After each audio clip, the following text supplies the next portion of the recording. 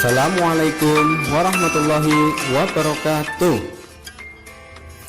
Alhamdulillahirrabbilalamin. Berjumpa lagi dengan Bapak.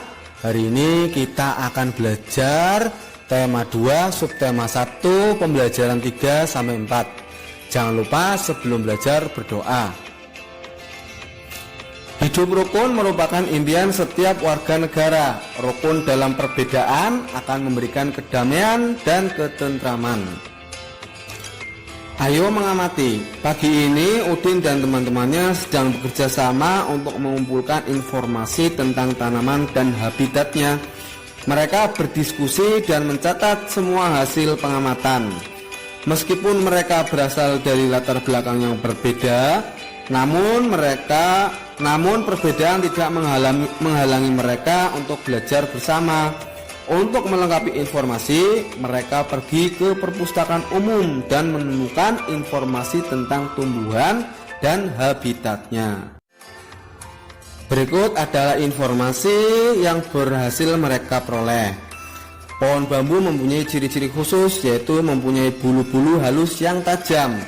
Bulu yang tajam terdapat pada batang. Bulu tersebut melekat kuat dan dapat menyebabkan gatal.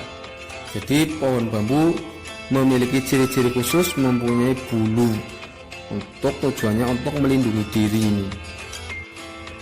Tumbuhan beradaptasi untuk mempertahankan hidupnya. Adaptasi adalah ciri-ciri khusus yang dimiliki tanaman atau tumbuhan untuk hidup pada tempat atau daerah tertentu. Dengan kata lain, adaptasi itu adalah penyesuaian diri makhluk hidup terhadap lingkungan. Berdasarkan habitatnya, tumbuhan dibagi menjadi 3 jenis. Yang pertama, tumbuhan hidrofit. Tumbuhan yang sebagian tubuhnya ada di permukaan air. Akarnya berada di air, memiliki rongga udara dalam batang atau tangkai daun. Daunnya muncul ke permukaan air. Yang kedua adalah hygrofit. Tumbuhan yang hidup di daerah lembab. Tubuhnya terdiri atas bagian-bagian akar, batang, dan daun. Batangnya pada umumnya tidak tampak karena terdapat di dalam tanah. Daunnya yang muda umumnya melingkar atau menggulung. Ini contohnya tumbuhan pakis. Dan yang ketiga, xerofit. Tumbuhan yang hidup di daerah yang kering. Tumbuhan ini memiliki daun tebal, sempit, kadang-kadang berubah bentuk menjadi bentuk duri, sisik, atau bahkan tidak mempunyai daun. Batangnya tebal dan mempunyai jaringan untuk menyimpan air. Akarnya panjang. Ini contohnya tanaman lidah buaya, tanaman kaktus, dan lain-lain. Nah, ini contoh lain tumbuhan menyesuaikan diri. Silahkan kalian amati. Ini contoh jagung memiliki rambut, nanas memiliki duri yang tajam, karet itu menghasilkan getah karet. Terus ini tanaman kecubu menghasilkan racun. Nah, sekarang saatnya kamu menggali informasi lebih banyak lagi dari berbagai sumber tentang cara tumbuhan menyesuaikan dan melindungi diri. Kamu bisa bertanya kepada orang dewasa yang ada di sekitarmu, bisa ayah, ibu, atau saudara.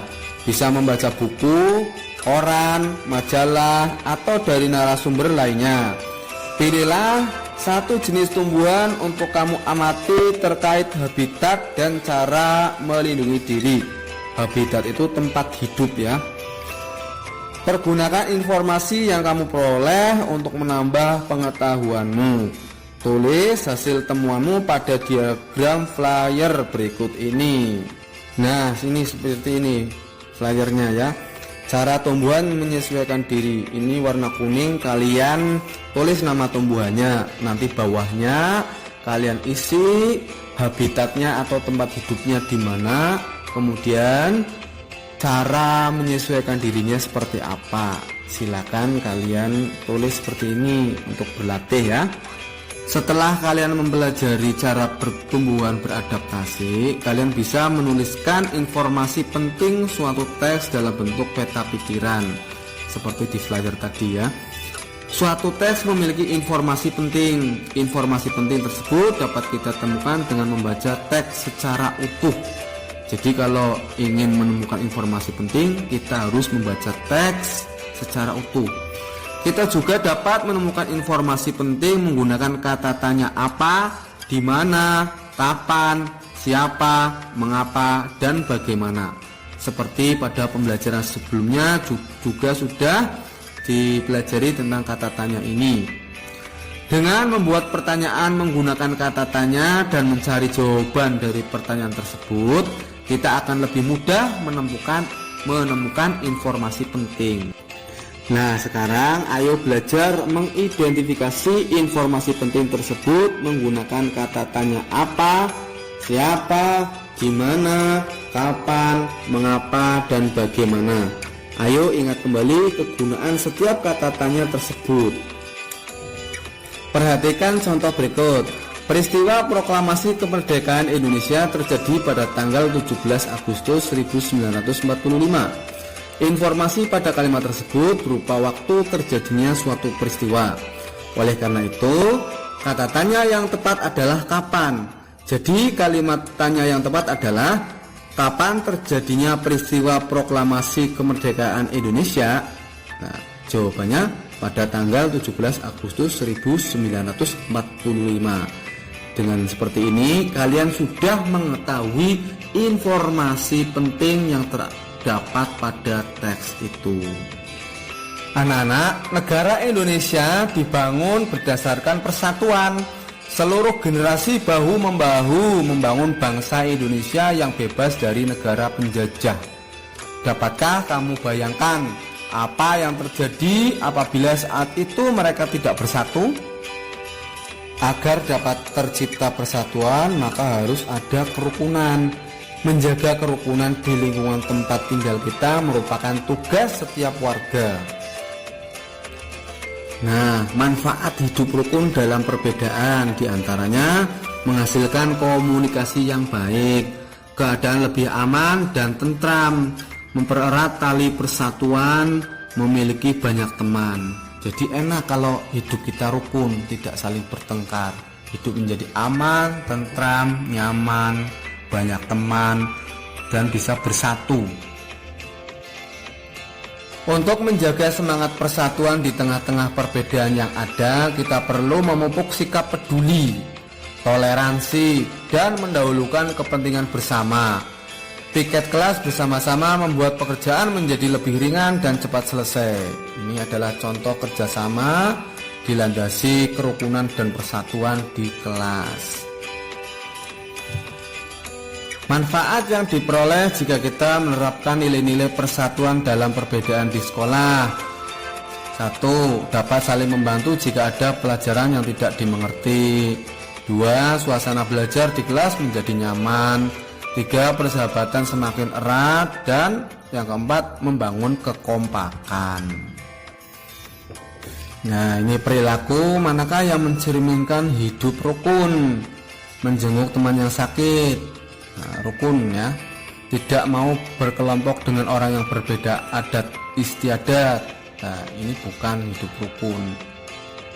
Mengejar teman yang berkulit hitam, nah ini sikap rasisme, tidak baik, berarti bukan mencerminkan hidup rukun. Membantu teman yang berbeda agama, ini hidup rukun ya. Mempelajari budaya suku bangsa lain, ini juga hidup rukun. Tidak peduli dengan teman yang kesusahan, tidak mencerminkan hidup rukun. Belajar kelompok, nah ini mencerminkan hidup yang rukun. Jadi kehidupan yang rukun itu sangat erat kaitannya untuk dapat tercipta persatuan dan kesatuan. Ini salah satu contoh kegiatan kalian yang menciptakan yang mencerminkan sikap rukun, sikap persatuan dan kesatuan ini seperti ini. Bermain bersama, tidak memandang dari suku mana, dari agama mana, harus bersama-sama bermain. Itu mencerminkan kerukunan. Nah, itulah anak-anak pembelajaran kali ini, mudah-mudahan dapat bermanfaat. Tetap semangat belajar, jaga kesehatan. Semoga kalian menjadi anak-anak yang pintar. Wassalamualaikum warahmatullahi wabarakatuh.